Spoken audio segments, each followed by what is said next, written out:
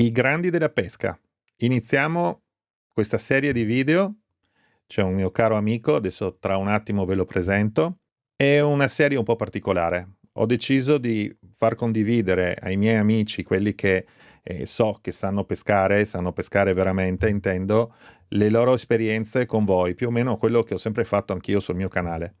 Ma non voglio far aspettare oltre la persona, il mio caro amico che chiaramente tutti conoscono. Ciao Walter, benvenuto sul Ciao canale. Davide, ciao a tutti i pescatori che ci seguono, ciao a tutti.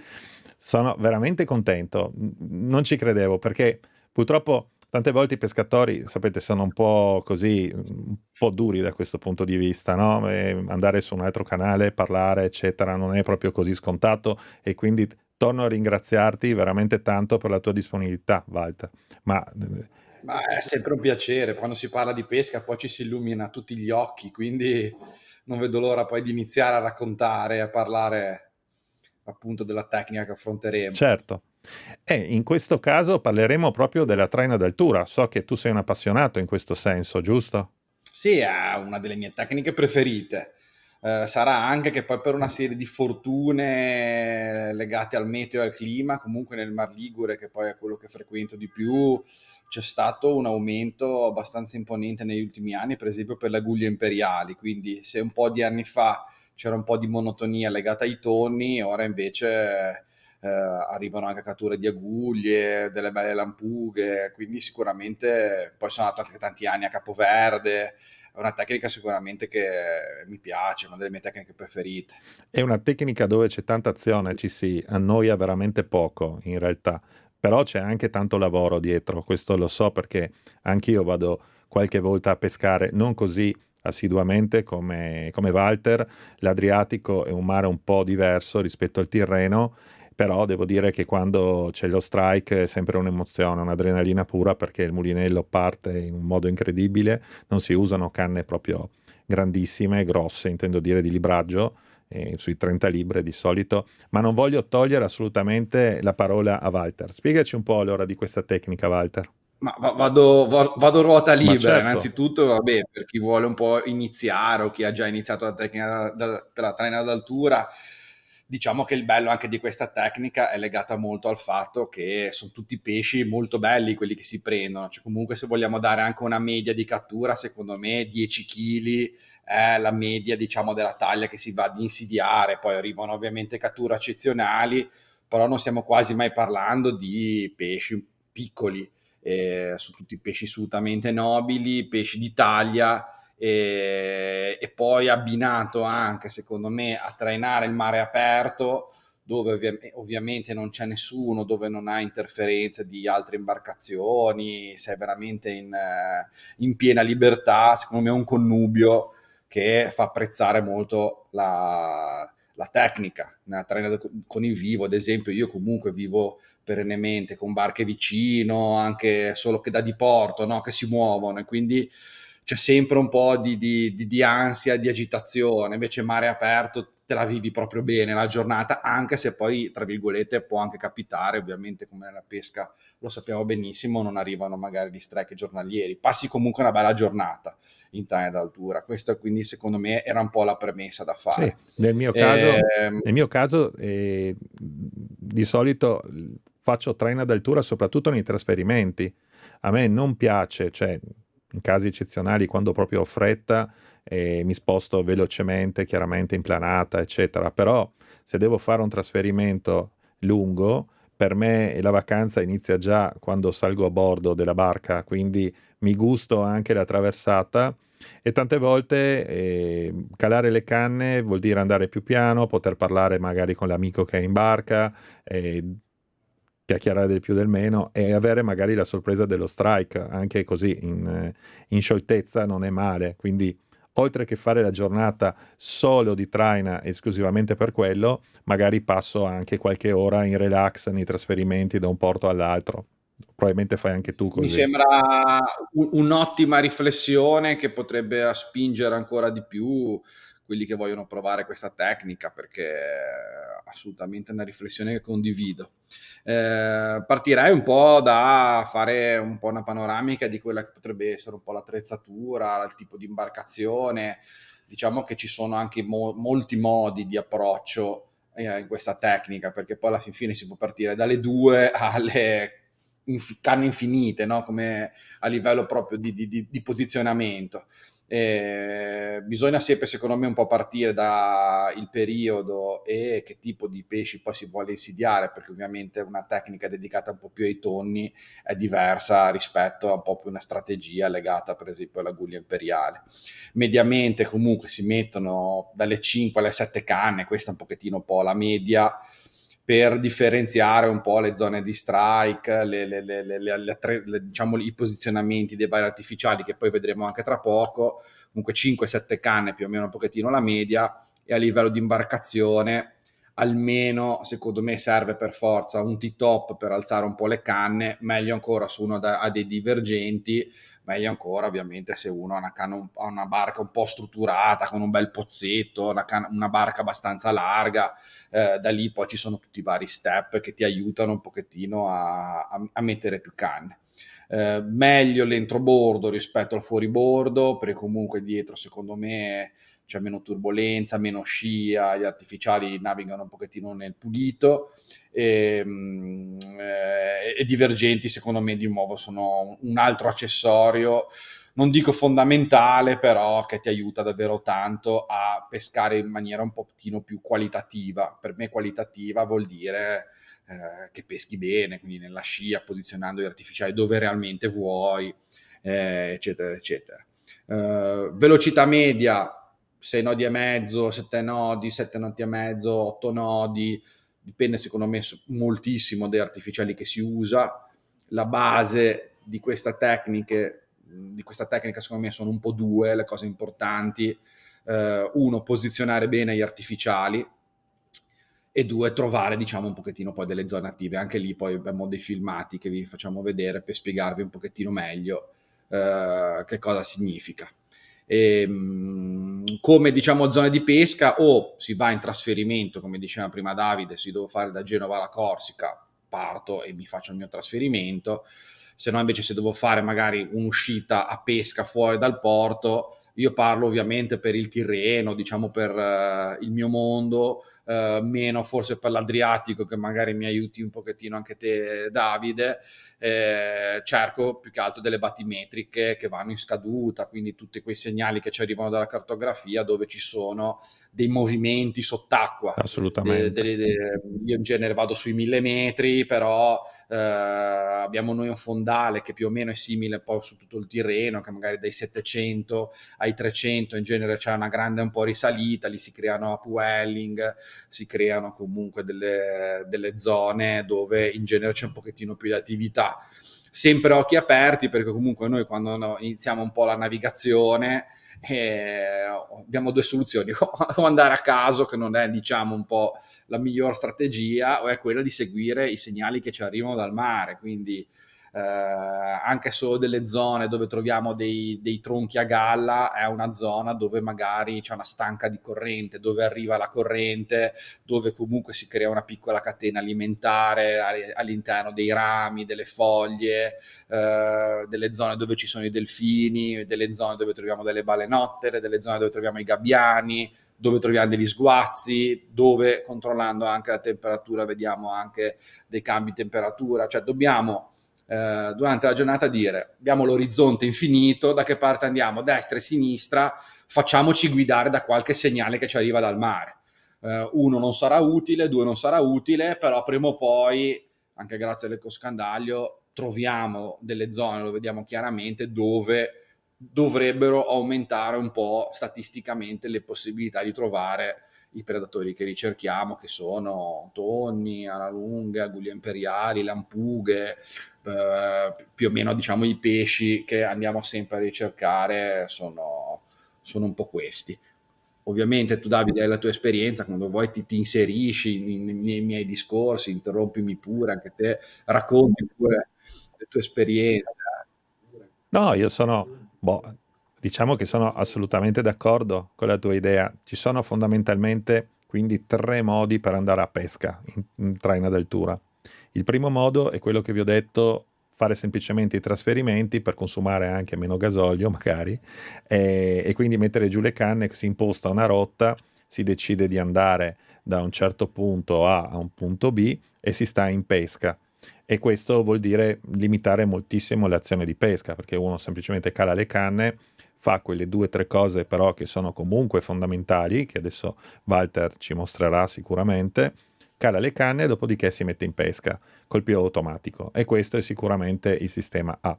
Dopo c'è il sistema B, che vuol dire faccio l'uscita, vado appositamente in traina d'altura, vuol dire che ho deciso di stare un periodo, un certo tempo in pesca, però mi curo poco dei dettagli.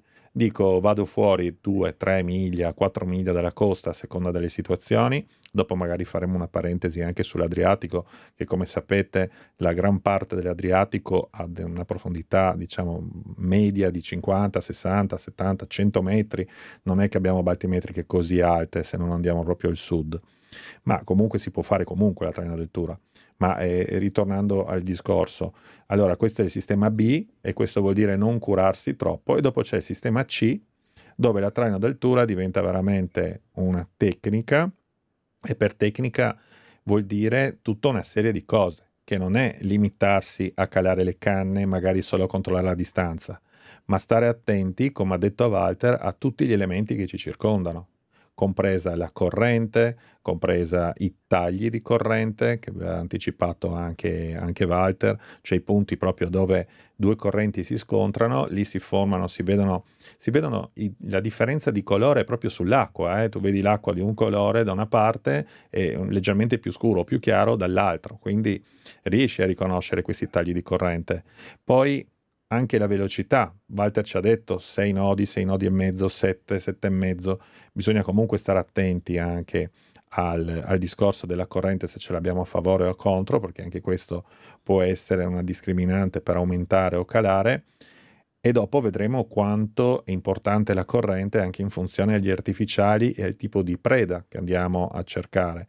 Perché una cosa è pescare con i rapala, magari subito sotto la barca, a distanza 20-30 metri dalla barca, e una cosa è pescare con i cona o con l'aeroplanino dietro, e dove la traina deve essere assolutamente un po' più sostenuta. Ma questo bisogna avere pazienza, bisogna seguire un attimino il video per arrivare un po' più avanti. Per chi ha per esempio la barca a vela e quindi è abituato magari ad andare a 4, 5, 6 nodi in crociera, c'è comunque la possibilità di fare la traina d'altura. Magari non sarà questo il video più adatto, ma potrà prendere spunto per quello che riguarda canna, filo, mulinello e artificiali, magari da tenere in barca, e quando fai i trasferimenti, perché no? Se uno ha la passione e il piacere di pescare, lo può fare anche dalla barca a vela, parlando proprio della traina del Tura. Sei d'accordo, Walter? Se tu avessi la barca, anzi, la tua prossima barca forse sarà una barca a vela, cosa dici? No, è impossibile. Anche per me è uguale, la barca a vela non ci sarà mai. Ne ho provate qualcuna, ma proprio non fa per me. Tanti amano la barca a vela, il vento e tutto questo navigare, cioè, ma io non ce la faccio. Per me la barca è sempre tipo auto, cioè, non posso pensare di avere una barca a vela.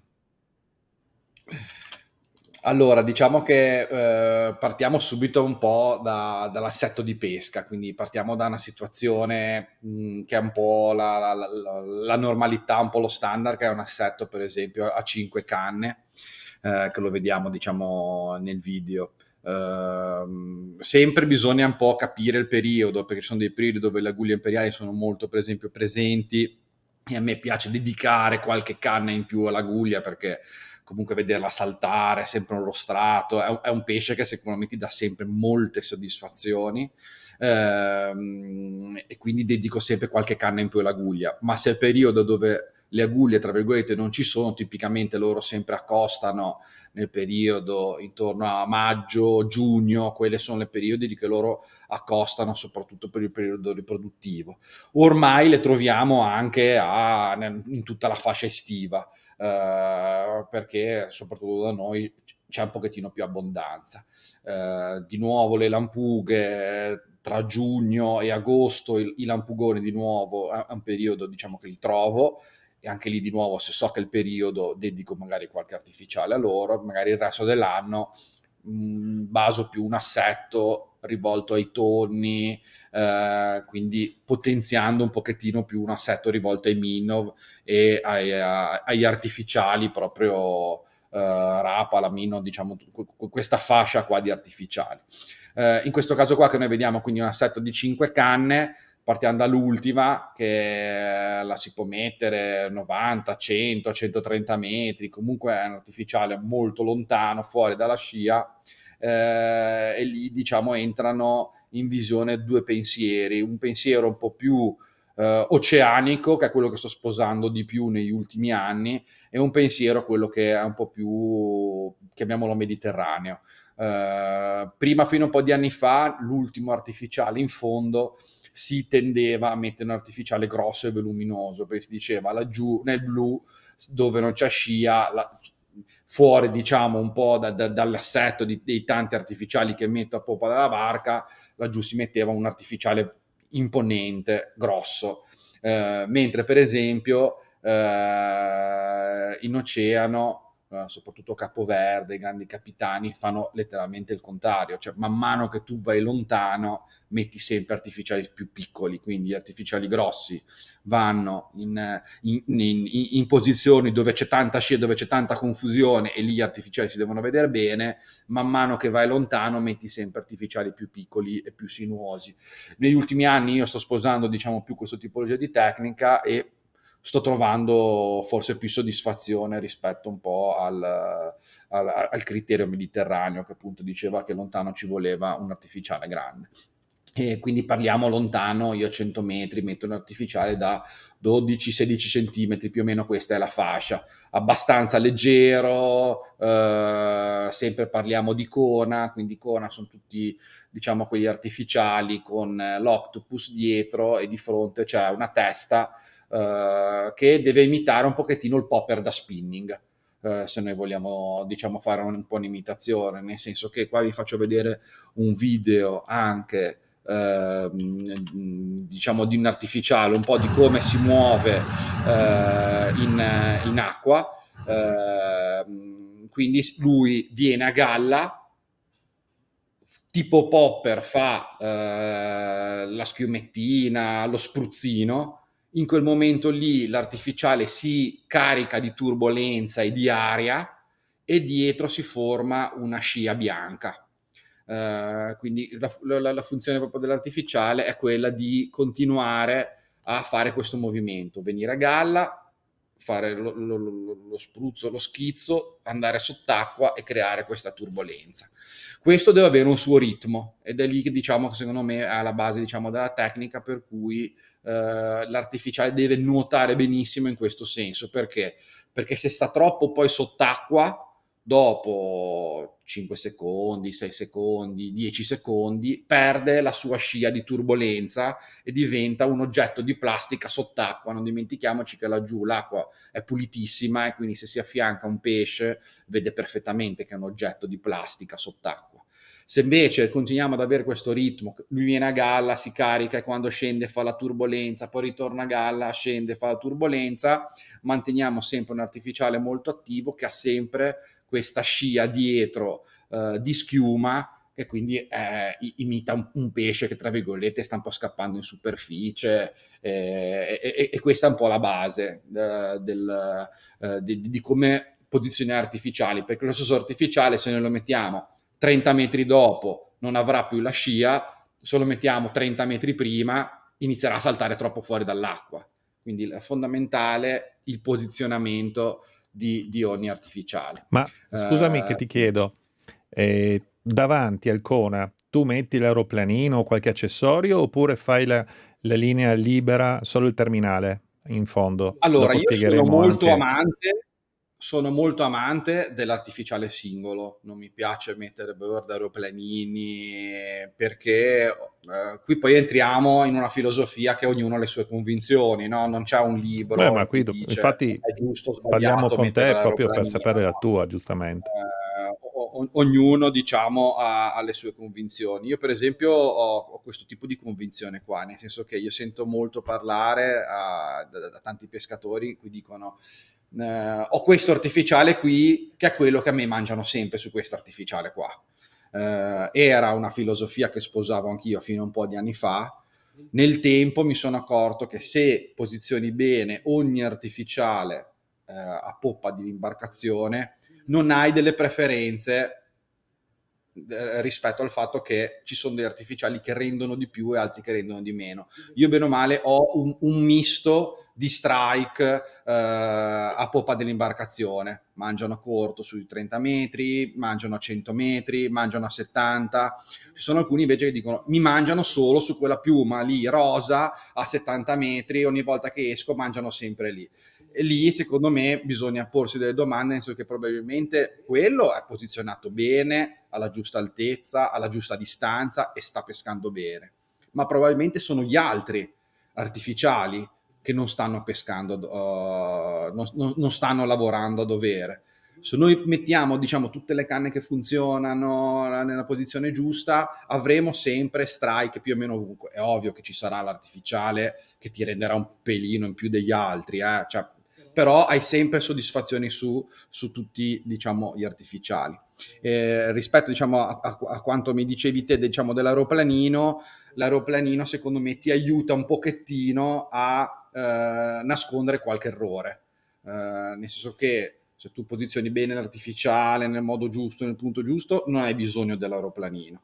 Se invece non sei così tecnico, l'aeroplanino, che comunque fa tanta schiuma, tanto richiamo, eccetera, ti aiuta un pochettino a nascondere degli errori. È un po' come noi in Liguria usiamo moltissimo i raglu nella traina costiera, nello spinning, diciamo. Il raglu, per esempio, è un artificiale che ti permette ogni tipo di errore, perché se tu vai a 3 nodi, a 7 nodi, lui pesca sempre, se lo metti a 100 metri, a 20 metri, lui pesca sempre, e in un certo senso l'aeroplanino, secondo me, ti aiuta a nascondere magari qualche errore tecnico. Quindi questo è il mio pensiero. Non lo uso perché, bene o male, capendo come bisogna posizionare le esche, io diciamo ho gli strike più o meno ovunque, diciamo. Ti Questo faccio un'altra, ti faccio eh, un'altra domanda. Tu cambi, secondo te, questo assetto, mettiamo che la tua esca funzioni bene a 80 metri, il tuo cona lo metti in fondo, ok. Tu mi hai parlato adesso, più volte hai messo dentro il discorso della scia, riferendoti probabilmente alla scia, anche alla scia della barca, presumo. sì, sì. Se la stessa esca, con la stessa canna, se tu dovessi andare a pescare su una barca più grande, per esempio, la metteresti sempre alla stessa distanza o andresti a variare la distanza? E se vai a variare la distanza, quali sono le cose che valuti? Allora, io sicuramente non io per esempio prima mi facevo i segnalini nelle canne e ogni volta che andavo a pescare, quando lasciavo l'esca, sapevo già, dicevo: "Quest'esca qua la metto a 80 metri", e aspettavo il segnalino nel filo. Io assolutamente ora da 2 o 3 anni non uso più segnalino, cioè vado a vista, cioè devo controllare che l'artificiale nuota bene e nuota bene. Delle volte io sono a favore di vento e a favore di onda e lo metto a 70 metri, giro la barca per fare la direzione opposta, delle volte l'artificiale bisogna di essere allontanato di 15 metri o avvicinato di 15 metri. Quindi non solo se cambio la barca gli cambio la distanza, ma lo cambio io in una giornata svariate volte le posizioni delle esche. Non stiamo parlando da 100 metri che lo porto a 20, ma lo vedi l'artificiale. Venire a galla, andare un attimo giù, venire a galla, andare un attimo giù. Quando sei a favore di onda o contro onda, vedi che questo ritmo rallenta o aumenta. Delle volte aumenta e quindi tu sei costretto a allungarlo o a decelerare, nel senso è tutto un equilibrio di velocità, altezza, perché è ovvio che più alto lo metti, più divergente, più hai un divergente lungo, più hai un T-top alto, se lo metti sul T-top di nuovo anche lì le proporzioni cambiano. Io dietro devo vedere se ho 5 canne a galla, gli artificiali, i Minnow, intendo, i Rapala, hanno un po' un posizionamento, una strategia un po' diversa. Però per quanto riguarda galla dietro, devo vedere i 5 artificiali o 7, quelli che sono a galla, vengono a galla, poi vanno giù, vengono a galla, devono avere sempre questo ritmo. Se c'è qualcuno dei 7, che mi capita anche quello, che quel giorno lì, per condizioni di mare, magari c'è un'onda molto alta e corta, eccetera, salta troppo o non viene mai a galla e non fa quello schizzo tipo popper, quell'artificiale lì magari in quelle condizioni non può pescare e va preso e va cambiato. Perché qua Walter ci ha dato anche un'altra informazione che io ho notato, anche se non l'ha detta in modo diretto. Abbiamo parlato di un assetto, abbiamo parlato di una canna distante e ha detto la canna più lunga la metto intorno agli 80-100 metri, ma a questo punto io ho capito che non puoi mettere a 80-100 metri quello che vuoi tu. Tu devi mettere 80-100 metri quell'esca che riesce a lavorare giusta a 80-100 metri in funzione della canna. Perché se io ho un'esca che a 80-100 metri non fa questo movimento e lo fa soltanto quando è a 40-50 metri, dovrò ricordarmi che quell'esca lì la posso usare solo a quella distanza lì e non quella più lunga. È corretto? Ho capito giusto? Esattamente, è proprio... Quindi dobbiamo, quando prepariamo le nostre esche, e qua adesso già vedo che, sai, questo video, Walter mi ha detto, ma sì, in 10 minuti, un quarto d'ora lo facciamo, sì, sì, 10 minuti, 15.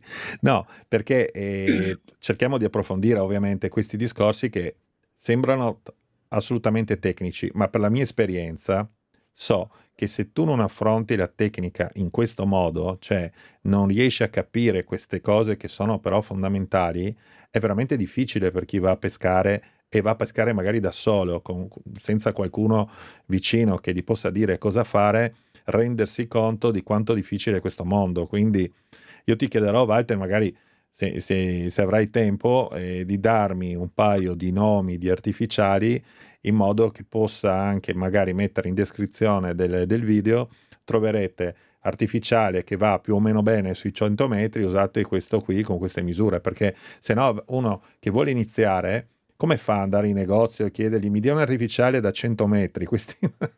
I negozi non sanno quasi neanche cos'è la traina d'altura.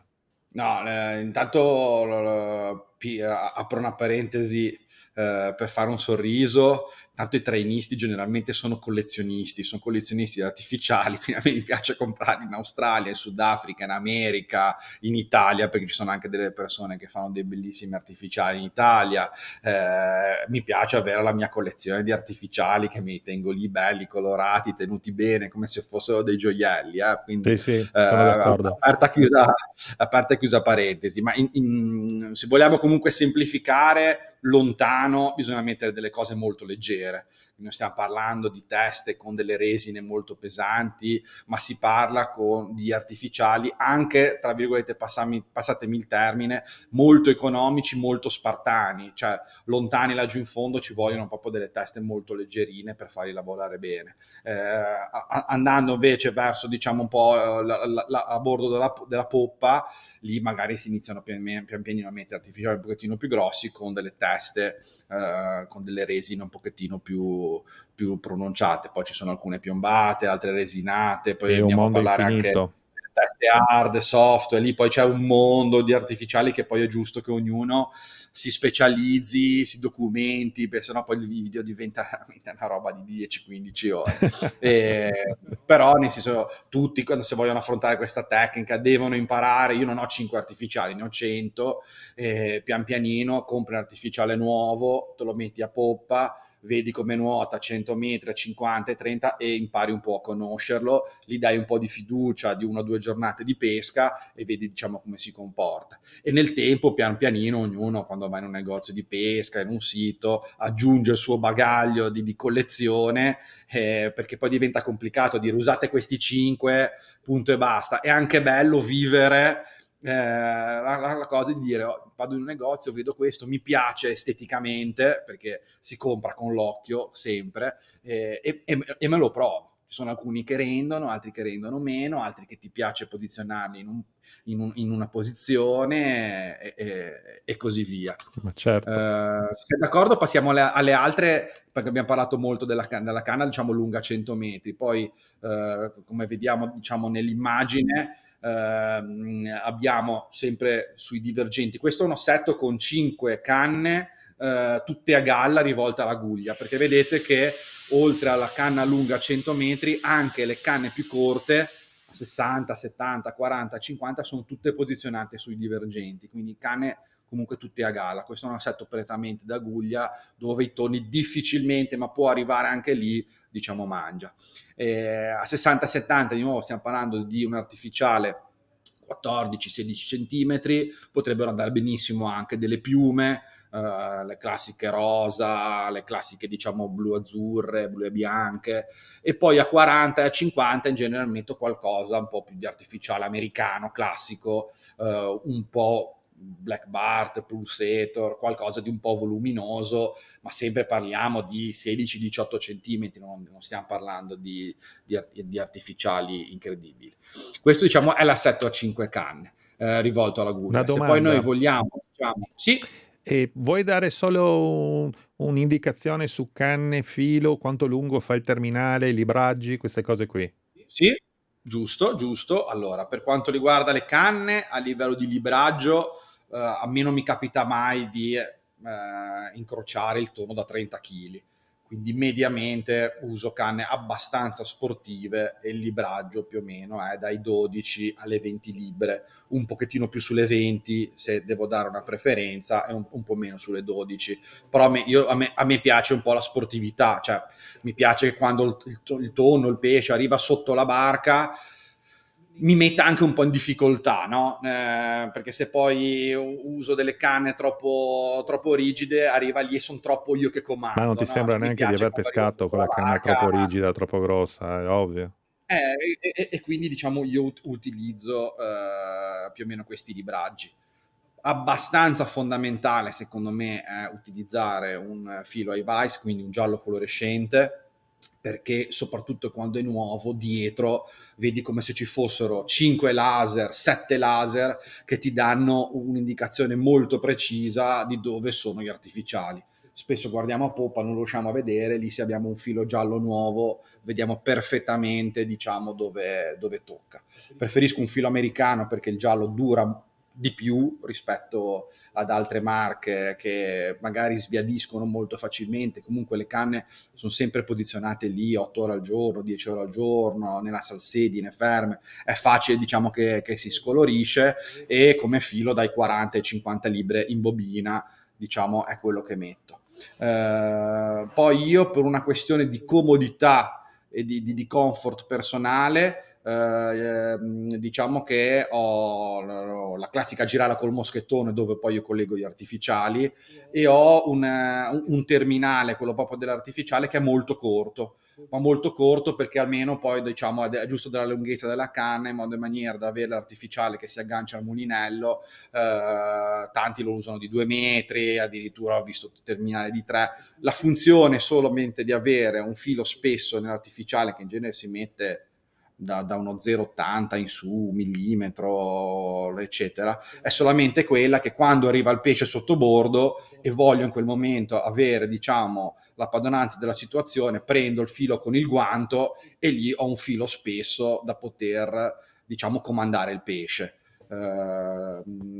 Diciamo che l'importanza di avere un filo molto spesso è solo quella lì. Quando arriva il tonno, quando arriva l'aguglia lì sotto, coi guanti prendo il filo, sono io che comando e posso tirare diciamo quanto voglio, al di là del fatto che quando monto un artificiale 1 o 2 anni prima di cambiare il filo, a meno che non è finito nell'elica, non è usurato, non lo cambio quando da 1 millimetro, diciamo.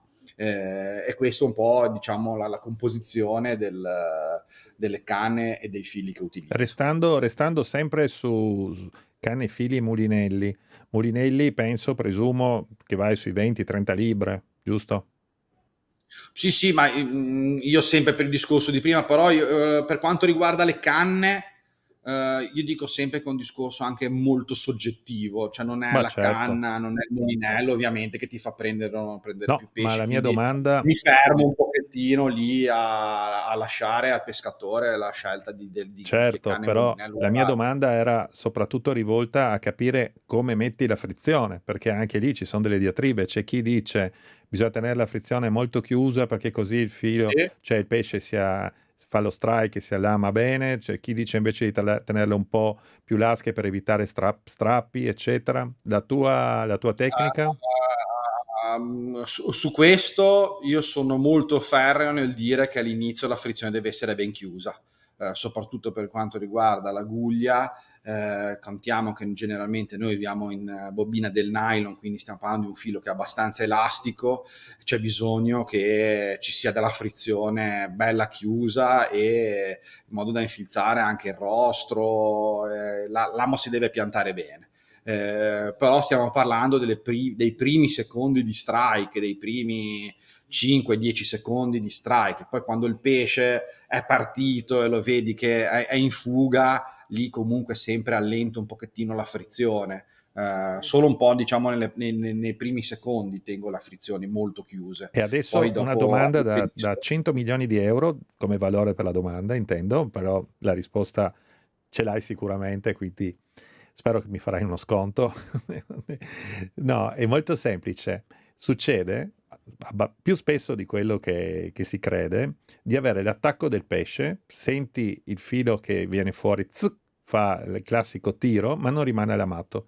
E a questo punto ti chiedo, tu cosa fai?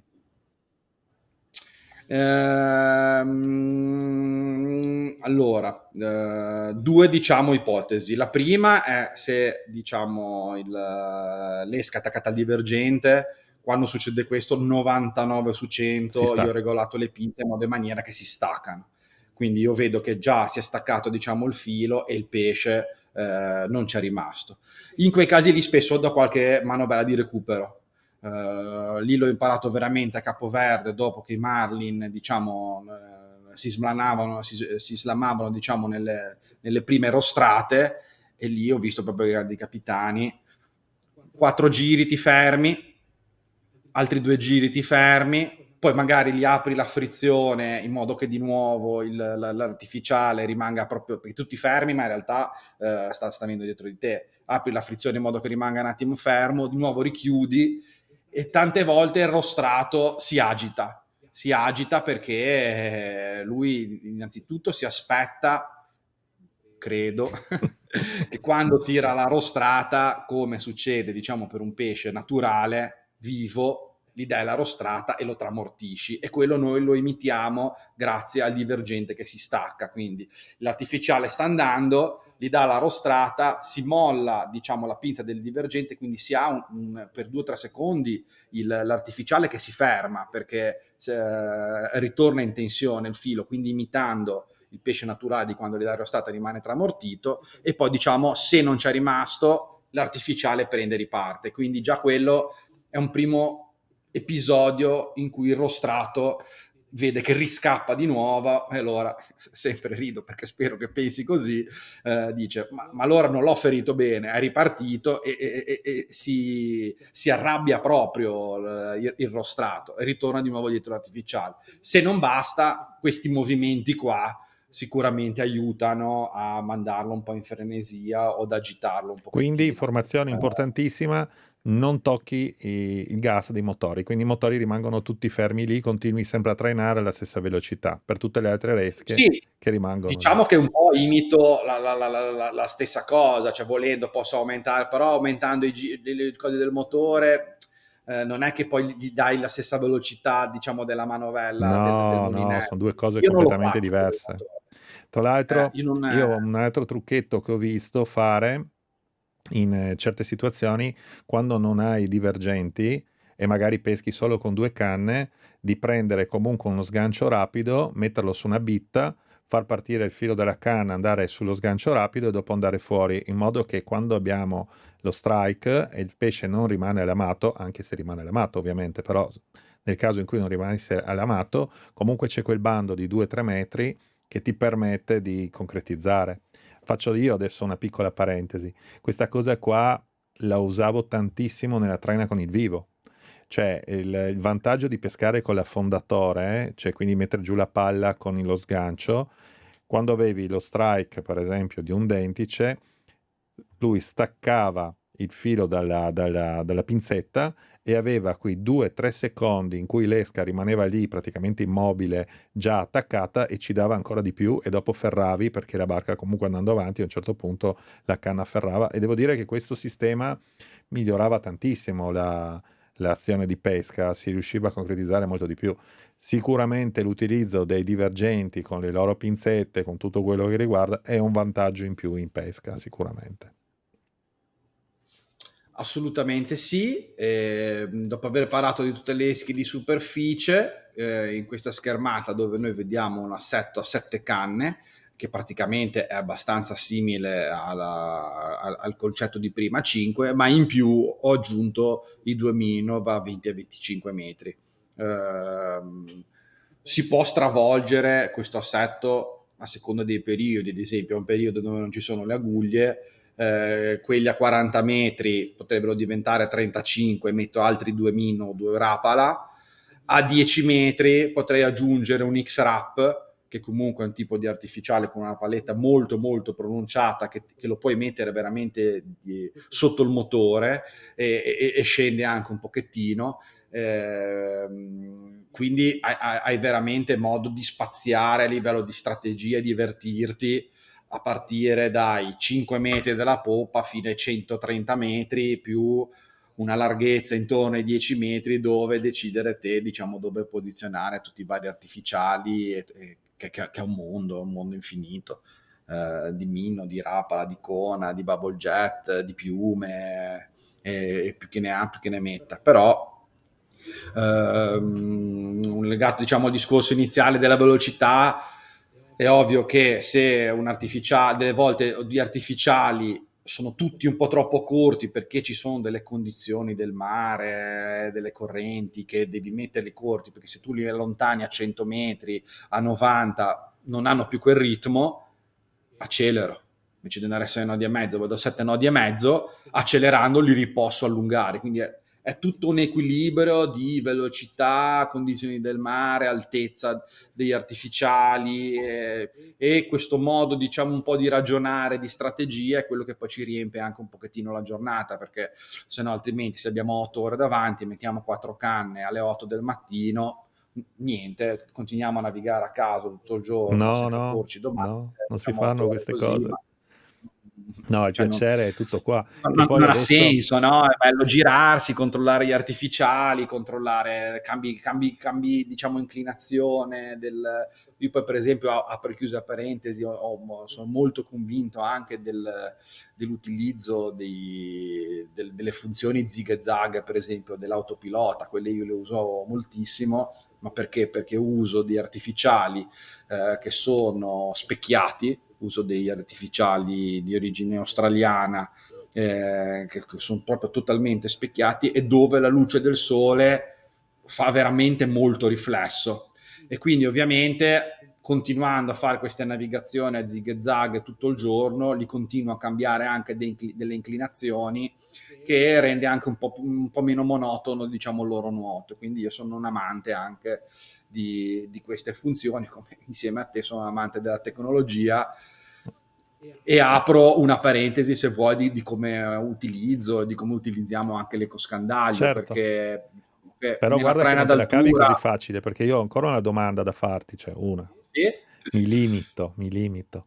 Abbiamo parlato tutto di hard bait alla fine, ma, ma esistono anche le esche naturali morte, che se io devo mettere in una scala, adesso Walter si preoccupa perché dice, qua veramente non me la cavo più.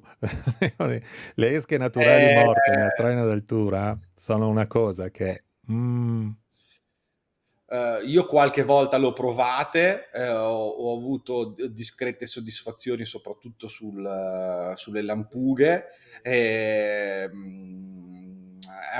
Sono esche, bisogna starci, diciamo, ancora un pochettino ancora più dietro, perché comunque come esche, nelle esche diciamo finte, i veri artificiali, fai 8 ore al giorno e se sono nella giusta posizione, tra virgolette, puoi anche non cambiarli mai, ma ovviamente poi si fanno dei cambi durante il giorno. L'esca naturale non ti dura 8 o 9 ore, cioè comunque andando a 7-8 No, nodi, impossibile. quindi c'è tutto un ricambio di esche se le vuoi tenere lì fino allora ad arrivare nelle zone, nei periodi dove ci sono veramente tante aguglie, a imitare No, proprio ma di questo, guarda, le super casomai, se avrai piacere, ne parleremo in un altro video futuro, perché qua stiamo andando sì, veramente nella sì, sì. tecnica, l'essenza della tecnica. Io ho avuto il piacere, ho tuttora il piacere, di seguire un team di traina d'altura. Vi dico anche questo, guardate un po' cosa mi succede. C'è un team di traina d'altura che sta a Santo Domingo, si chiama Trilobite, lo trovate anche su Facebook, su Instagram, e praticamente loro mi chiedono assistenza, veramente, mi chiedono assistenza per le gare, il giorno della gara, per aiutarlo a settare un po' l'impianto, gli strumenti che hanno a bordo, perché anche lì c'è un mondo dietro, ma stiamo parlando di cose molto specifiche per situazioni molto particolari. E parlando con loro, ormai nelle gare fuori in America il 95% delle esche sono naturali morte, perché gli strike sono molto di più alla fine. Però, torno a ripetere, è un argomento troppo specifico. Se avete interesse, se c'è qualcuno proprio, se siete in tanti che mi chiedete fai un video su questo, posso preparare qualcosa, e ovviamente invitato anche Walter se avrà piacere a partecipare, proprio qualcosa di specifico, perché ho anche un po' di materiale in questo senso. Ma non voglio andare troppo lontano, perché sennò Walter dopo veramente mi manda a quel paese, quindi andiamo No, io avanti e mostriamo un po' diciamo come come... infarinatura dedicherei un po' l'ultima parte dell'argomento Sì, legata all'ecoscandaglio, che anche nella traina d'altura ha il suo aiuto, nel senso che assolutamente. Ecoscandaglio, e aggiungerei plotter, cartografico. sì, sì, cartografico diciamo lo do per scontato, il fatto di controllare le battimetriche, eccetera, eccetera. Però io così è come imposto il mio ecoscandaglio con la schermata divisa a metà, la bassa frequenza, che ovviamente va molto in profondità, la tengo prettamente per vedere su che fondale mi trovo, e invece diciamo l'alta frequenza la tengo prettamente per verificare i primi metri sotto la superficie. Ci sono giornate che guardo i primi 70 metri, Metti altre in giornate pausa che il video se puoi un attimo. Lascialo in pausa così. Uh, sì, sì, sì, sì. Ok. Io vedo che i pesci fino a 30-35 metri, se li vediamo marcati sull'ecoscandaglio, quindi marcature di tonni, eccetera, sono ancora ad un'altezza che potrebbero venire in salita a mangiare le esche. Quando c'è la giornata che i pesci li vedo a 50, 60, 70 metri, quasi mai mi vengono a mangiare le esche. Però cosa succede? Che immaginiamo di navigare per 8 ore, eh, molto facilmente si parte nella giornata in cui noi vediamo la prima parte della superficie tutto blu dello schermo, nel caso blu di quello che uso io, secondo dello sfondo blu intendo privo di informazioni, cioè acqua pulita dove non c'è mangianza, non c'è di marcature né niente. Quindi la parte diciamo dell'alta frequenza a sinistra è quella che guardo di più durante la giornata. Arrivi a un certo punto per una serie di condizioni di climatiche, di marea, di correnti, di temperatura dell'acqua, eccetera, eccetera, eccetera, in cui ti cambia qualcosa perché arrivi a vedere questo tipo di situazioni dove noi iniziamo a vedere delle mangianze. Passa una pala di acciughe, dopo 30 metri c'è di nuovo un'altra pala di acciughe, e inizia a capire che lì sei arrivato in una zona attiva, dove c'è della mangianza sappiamo benissimo che ci sono i predatori. E da lì marco il territorio, cioè continuo ad andare avanti per un miglio, continuo a vedere questa situazione qui, so di essere in una zona ancora buona, nel momento in cui ritorna blu, torno indietro per ricercarmi di nuovo una zona dove è presente diciamo della mangianza. E per me diciamo vedere questo tipo di marcature sull'ecoscandaglio è abbastanza fondamentale.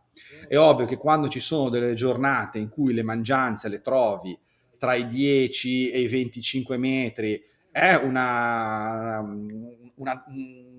roba perfetta, perché i pesci sono molto a galla e i predatori quindi sono lì dintorni. Capita anche molto spesso che trovo queste zone attive, ma invece trovo le mangianze molto basse, 50-60 metri. Continuo comunque a marcare questo territorio perché spesso con i cambi di marea, nel giro di 3-4 ore, vedo proprio che piano piano la mangianza si alza, e quando arriva a quota target le statistiche, poi si parla di statistiche, aumentano notevolmente in termini di strike. Quando a un certo punto arrivo in una zona, dopo aver frequentato una zona dove non c'era niente, marcatura 15-20 metri, inizio già a guardare la poppa, perché mi aspetto che prima o poi ci sia dietro magari un'aguglia in scia, un pesce in scia. Questo diciamo è un po' come utilizzo l'ecoscandaglio, che mi aiuta a capire un po' in che zona sono. Hai forse anche qualcosa sul plotter? Mi sembra di aver visto prima. Mi avevi dato tu prima un video, hai mostrato. No, lì era, diciamo, lo vediamo, nel senso che comunque è semplicemente una navigazione un po' sulle battimetriche, dove ci sono delle scadute. Non vado dove ci sono dei piattoni tra i 100 e i 400 metri, ma cerco sempre, a meno che non ho delle indicazioni a galla, cioè è ovvio che si inizia a vedere gabbiani o altre cose, seguo le indicazioni a galla, ma dove non ho indicazioni dal mare cerco di seguire quelle che sono le indicazioni della cartografia, E le secche? battimetriche molto pronunciate. Io non ho grosse secche particolari in mezzo al mare. C'è Ulisse che è a 35 miglia dalla costa tra Genova e la Corsica, è ovvio che lì di nuovo è una secca che dai 1000 metri viene su a 400. Lì è tutto catena alimentare. Dove c'è la catena alimentare completa, piccoli pesci, pesce foraggio, ci sono i predatori, ci sono i delfini intorno. Anche lì poi apro parentesi sui delfini, nel senso che tanti dicono ma i delfini portano... Io noto questo, ci sono due atteggiamenti che hanno i delfini. Il classico pascolare, che noi li vediamo con la pinnetta fuori, che vanno belli tranquilli durante il giorno, quello non mi dà indicazioni di nulla. E invece ci sono dei momenti invece che vediamo i delfini che mangiano, quindi quando hanno magari soprattutto dei comportamenti che fanno questi salti verticali singoli, che servono per tramortire magari la mangianza, e poi vediamo i delfini che entrano velocemente quella schiena lì, secco, dritto, ci passo a fianco, ci passo sopra a seconda delle situazioni. Le prime volte partiva la canna, ho detto cavolo, ho preso un delfino, e invece poi era sempre il tonno sotto, perché quando ci sono questi atteggiamenti sotto 99 su 100 i tonni ci sono, i delfini in zona, diciamo. Questo è un altro atteggiamento da tenere in considerazione a seconda di come si muovono i delfini in mare. Certo, certo. Walter, io penso che come inizio sia veramente coi fuochi d'artificio, perché abbiamo dato veramente tantissime informazioni.